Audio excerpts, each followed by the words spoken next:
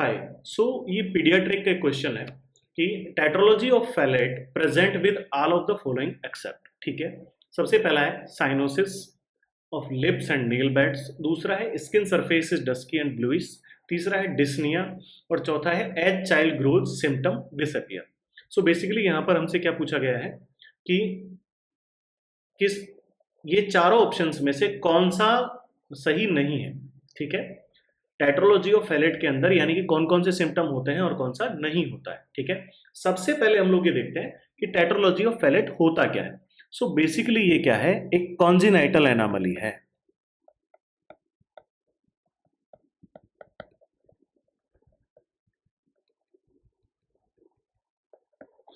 यानी कि ये क्या है, बच्चे के अंदर बाय बर्थ प्रेजेंट होता है। ठीक है, जब बच्चा बर्थ लेता है, जब बच्चा पैदा होता है तो उसके अंदर हमें क्या देखने के लिए मिलता है, टेट्रोलॉजी ऑफ फैलेट अगर किसी को होना है तो वो बाय बर्थ होगा। ठीक है, सबसे पहली चीज क्लियर हो गई।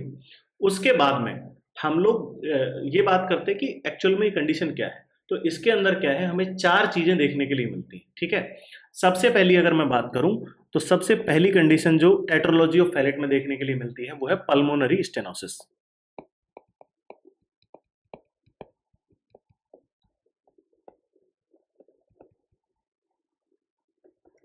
पल्मोनरी स्टेनोसिस का मतलब क्या होता है कि जो पल्मोनरी वाल्व है उसके अंदर हमको स्टेनोसिस देखने के लिए मिलता है, उसकी हार्डनिंग देखने के लिए मिलती है। ठीक है, जब उसकी हार्डनिंग होगी तो उसका जो क्लोजिंग और ओपनिंग है वो इम्प्रॉपर हो जाएगी। पहली चीज पल्मोनरी स्टेनोसिस।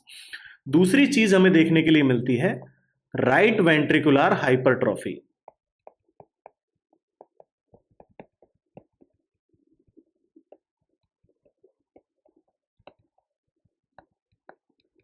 ठीक है, तीसरी चीज जो हमें देखने के लिए मिलती है वो है सेप्टल वाल्व डिफेक्ट या फिर वेंट्रिकुलर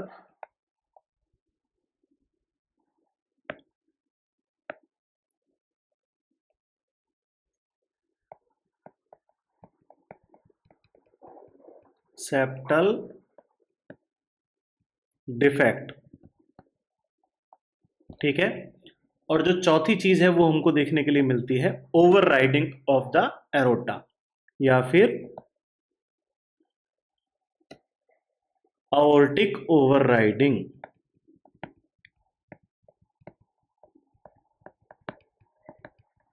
ठीक है, अब बेसिकली अगर मैं बात करूं ये चारों चीजें कैसे होती हैं एक साथ, तो अगर हम लोग यहां पर देखें ग्रॉस,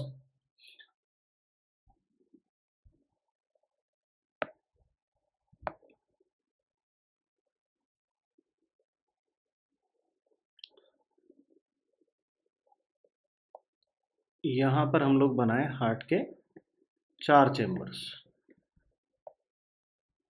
ठीक है, सबसे पहले अगर मैं बात करूं पल्मोनरी स्टेनोसिस की, तो ये right atrium, right ventricle, left atrium और ये लेफ्ट वेंट्रिकल।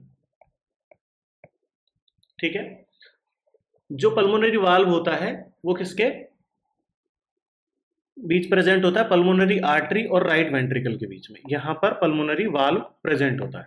अगर इसका स्टेनोसिस होगा, ठीक है, तो लोड किस पे बढ़ेगा, राइट वेंट्रिकल का लोड बढ़ जाएगा। ठीक है, यानी कि जब पल्मोनरी स्टेनोसिस हुआ, जब पहला सिम्टम अपीयर हुआ, उसकी वजह से क्या हुआ, राइट वेंट्रिकुलर पर लोड बढ़ा, उसकी वजह से क्या होगा, right ventricular hypertrophy, right ventricle का साइज क्या होगा, बढ़ जाएगा, क्योंकि उस पर क्या हुआ है, लोड बढ़ा है। ठीक है, उसके बाद में जब यहां पर राइट वेंट्रिकल पर लोड बढ़ेगा तो राइट वेंट्रिकल और लेफ्ट वेंट्रिकल के बीच का जो सेप्टम है, यानी कि जो बीच का जो वॉल है जो उन दोनों को सेपरेट कर रही है, उसके अंदर भी क्या आ जाएगा, डिफेक्ट आ जाएगा।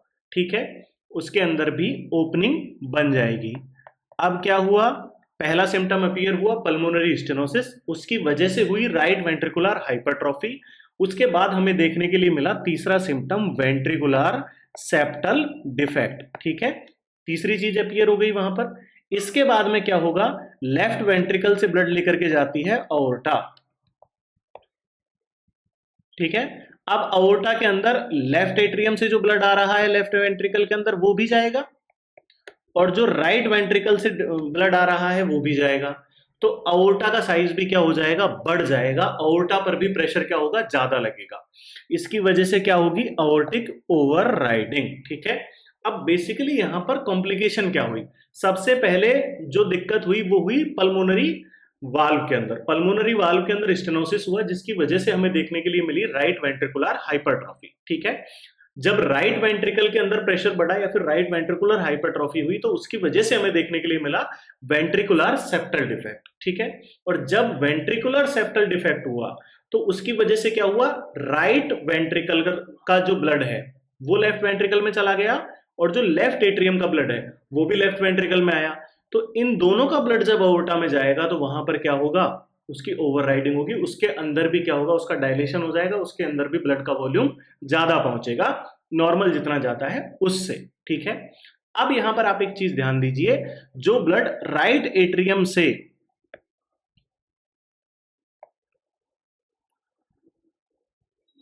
राइट वेंट्रिकल में आता था वो डीऑक्सीजनेटेड ब्लड था। ठीक है, ये डीऑक्सीजनेटेड ब्लड पल्मोनरी वाल्व के थ्रू लंग्स में ना जाकर के कहां जा रहा है, सीधा ही लेफ्ट वेंट्रिकल में जा रहा है। ठीक है, जबकि लेफ्ट वेंट्रिकल में जो लेफ्ट एट्रियम से ब्लड आ रहा था वो क्या था, ऑक्सीजनेटेड था। अब यहां पर लेफ्ट वेंट्रिकल के अंदर क्या हुआ, ऑक्सीजनेटेड और डीऑक्सीजनेटेड ब्लड क्या हो गए, मिक्स हो गए।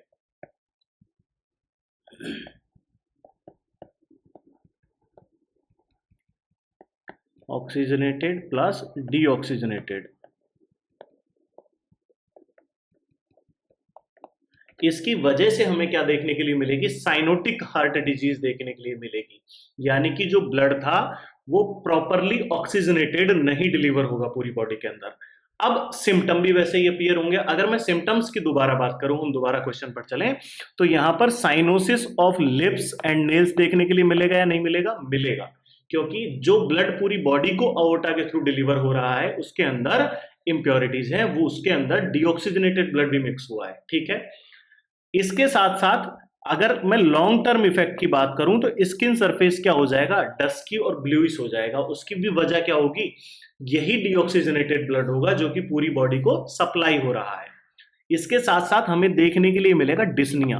अगर बच्चा माइनर एक्टिविटी भी करेगा, ठीक है, साइनोटिक स्पेल्स देखने के लिए मिलेंगे। अगर बच्चा थोड़ा भी रोएगा तो उस कंडीशन में हमें उसके साथ साथ क्या देखने के लिए मिलेगा कि बच्चा तुरंत ब्लूइश हो जाएगा, डिस्निक हो जाएगा। ठीक है, इसके साथ साथ हमें एक चीज और देखने के लिए मिलती है, फेल्योर टू थ्राइव, यानी कि बच्चे का जो डेवलपमेंट है वो डिले हो जाएगा, उसका जो वेट गेन है वो प्रॉपर नहीं हो पाएगा।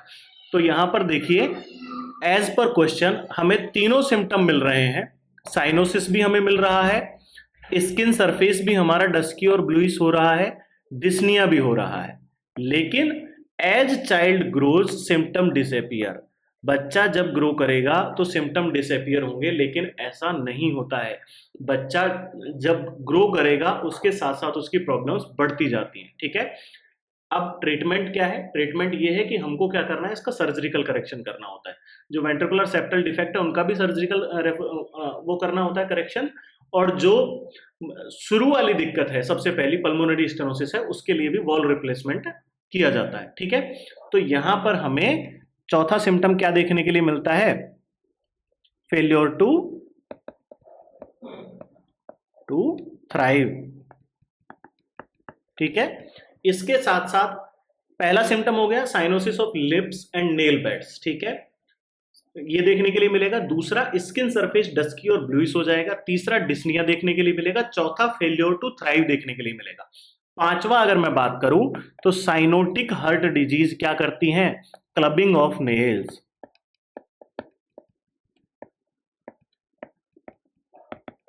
ठीक है, हमें इनके अंदर क्लबिंग ऑफ नेल्स भी देखने के लिए मिलती है। क्लबिंग ऑफ नेल्स क्या होती है बेटा, तो जो नेल बेड है हमारा, ठीक है, ये बेसिकली स्ट्रेट होता है, लेकिन क्लबिंग ऑफ नेल्स जो कि सीओपीडी पेशेंट्स में भी बहुत टाइम तक जिन पेशेंट्स के अंदर ऑक्सीजन की डेफिशिएंसी रही हो, SpO2 का लेवल डिक्रीज रहा हो, ठीक है, उनके अंदर क्या होता है कि ये क्लब के आकार के हो जाते हैं, ये ऊपर की तरफ नेल बेड है वो उठ जाता है।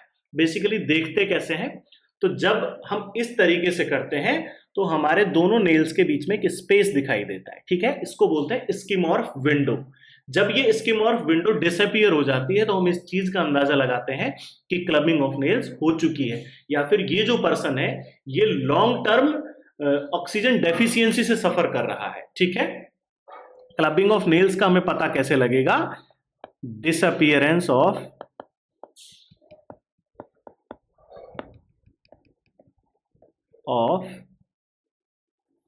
स्केमॉर्थ विंडो।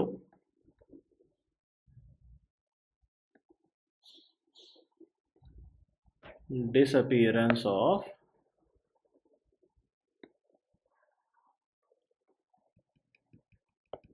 स्केमॉर्थ विंडो। ठीक है, अगर यहां पर बीच में दोनों नेल्स के बीच में स्पेस नहीं दिखा, इसका मतलब क्या है? क्लबिंग ऑफ नेल्स हो चुकी है। आपके ब्लड के अंदर बहुत लंबे टाइम तक क्या है? ऑक्सीजन सफिशिएंटली नहीं पहुंचाता। ठीक है, तो यहां पर ओवरऑल हमने पढ़ा किसके बारे में? टेट्रोलॉजी ऑफ फैलेट के बारे में। हमसे पूछा क्या गया था कि 4 में से कौन सा सिम्टम हमें देखने के लिए नहीं मिलेगा टेट्रोलॉजी ऑफ फैलेट के अंदर।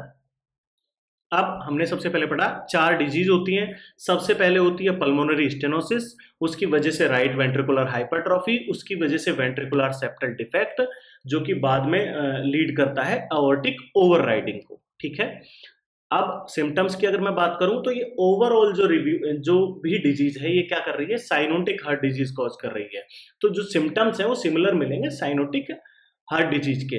जैसे कि अगर मैं बात करूं, सबसे पहले cyanosis of lips and nail beds देखने के लिए मिलेगा। स्किन सरफेस डस्की हो जाएगा, लेकिन ये लॉन्ग टर्म में है। ठीक है, जब बच्चे की एज बढ़ेगी उसके साथ में होगा। इसके साथ साथ डिस्निया हो जाएगा। अगर बच्चा हल्की सी भी फिजिकल एक्टिविटी कर रहा है, बहुत ज्यादा रो रहा है, तो उसके अंदर भी हमको ब्लूइश स्पेल्स देखने के लिए मिलेंगे, यानी कि बच्चा तुरंत साइनोसिस में चला जाएगा। जो कम एज के बच्चे होते हैं उनके अंदर फीडिंग के दौरान भी हमको ये साइनोसिस और डिस्निया देखने के लिए मिलता है। ठीक है, इसके साथ साथ हमें फेलियर टू थ्राइव देखने के लिए मिलेगा। जो बच्चे का जो डेवलपमेंट है वो नॉर्मल नहीं होगा, एबनॉर्मल हो जाएगा। इसके साथ साथ हमें देखने के लिए मिलेगी clubbing of nails. Clubbing of nails को आइडेंटिफाई हम कैसे करेंगे? स्केमॉर्थ विंडो डिसअपियर हो जाती है जिन पर्सन्स के अंदर क्लबिंग ऑफ नेल्स देखने के लिए मिलती है। ठीक है, सो करेक्ट आंसर क्या है यहां पर? As child growth symptom disappear. जैसे बच्चा बड़ा होगा वैसे उसके सिम्टम डिसअपियर नहीं होंगे। यहां पर हमसे पूछा गया था एक्सेप्ट, कौन सा साइन नहीं है। ठीक है, तो option D is the correct answer.